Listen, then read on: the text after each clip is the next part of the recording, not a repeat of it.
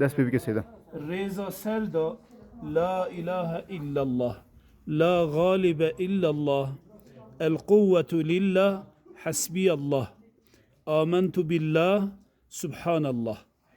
معنوي معنای کردی بیجن كردي غير الله إلهي باشقا نينا ریزا سر وساند بیجن بل لا غالب إلا الله يي غالب إلا هي خدية القوة لله قوتي يا خدية حسبي الله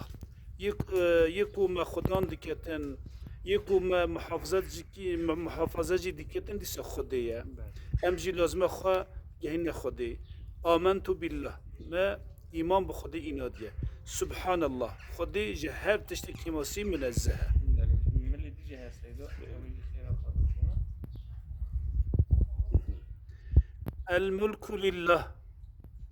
ملك يه خديه نبيجي از زنگینم نبيجي او تشتي هايا منه اوتيل يا منه نظام چي يا منه ملك يه خديه العزة لله عزتي مخصوص خديه توكلت على الله این چه شولیجی دیکن دست ببیکن ببیجن متوکلی خوا توکل خوا دای خودی توکل هم کردیش ببین توکل دای خودی یکفی الله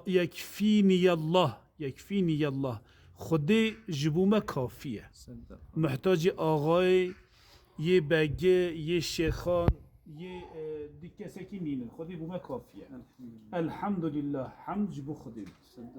خودش ترازی به خودش خیرات نمازی که تنهایی دینه پیش گره خودش ترازی